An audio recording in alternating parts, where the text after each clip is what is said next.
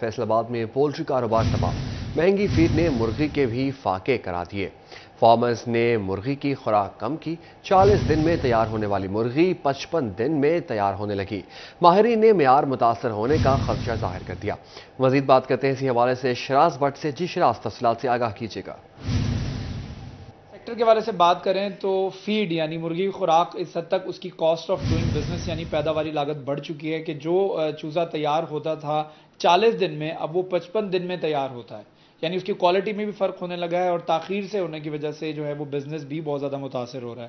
ہمارے ساتھ پولٹری ایسوسی ایشن سے جو former chairman doctor Sajjad Arshad صاحب بھی موجود ہیں اور فارمر صاحب ہمارے ساتھ موجود ہیں۔ فارمر کی کیا پوزیشن ہے، بابر صاحب یہ اس حوالے بھی تفصیل بتائیں گے۔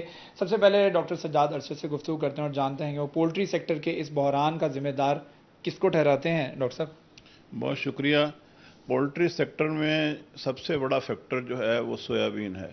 میجر رول اس نے پلے کیا۔ یہ جب پچھلے سال اکتوبر سے پاکستان کی اس گورنمنٹ کے اقدام کی وجہ سے 60% پولٹری بند ہو گئی ہے اور ہم پالیسی کو بنانے میں، اس کی مینٹیننس میں اور اس کو تواتر کے ساتھ چلانے میں وی آر ویری پور، اور اس کا انجام یہ ہوا کہ ذاتی طور پہ ایک بندے کی منسٹر کی اگر انا متاثر ہو رہی تھی تو اس نے انڈسٹری کو، امریکہ میں اگر 95% جی ایم او سویابین استعمال ہو سکتی ہے اور دنیا کے یونائٹڈ نیشن سے اپروو ہو سکتی ہے تو پاکستان میں کیا قباحت تھی۔ اس کا نتیجہ یہ ہوا کہ یہ فارمر یہاں پہ مکمل تباہ ہو گیا۔ 40% پولٹری رہ گئی ہے اور لوگوں کو سمجھ نہیں آ رہی کہ ہم کام کیوں کر رہے ہیں اور کس لیے کر رہے ہیں۔ پبلک کو چکن مہنگا لگ رہا ہے اور فارمر کو کاسٹ آف پروڈکشن جو 60 روپے 70 روپے کے جی سویابین تھی وہ 400 350 روپے میں چلے گئی ہے۔ تو یہ اس وقت مکمل انڈسٹری تباہ حلی اور بو حلی کا شکار ہے۔ ابھی سویابین جو آ رہی ہے نان جی ایم او وہ کچھ آ رہی ہے ساؤتھ افریقہ سے یا، لیکن وہ سمگلنگ سے یا آگے دائیں بائیں سے، لیکن it is not the solution. Solution یہ ہے کہ جب بزنس جینون بیسس پہ چل رہا ہو تو پھر وہ بزنس ہوتا ہے۔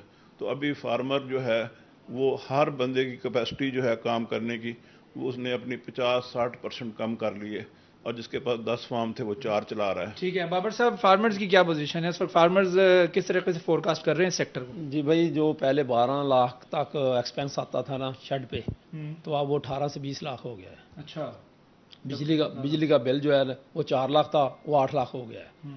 تو یہ بھی ایکسپینس بہت زیادہ ہو گئے ہیں۔ تو اس کے علاوہ جو ہے نا 40 دن میں چوزہ تیار ہوتا تھا وہ 55 دن میں بھی تیار نہیں ہو رہا، جو 40 دن میں تاخیر ہو رہی ہے۔ فیڈ اچھی نہیں ہے آ رہی، کوالٹی بھی ٹھیک نہیں ہے۔ ٹھیک ہے، کوالٹی ظاہری بات ہے متاثر ہوگی جب کاسٹ آف ڈوئنگ بزنس بڑھ جائے گا۔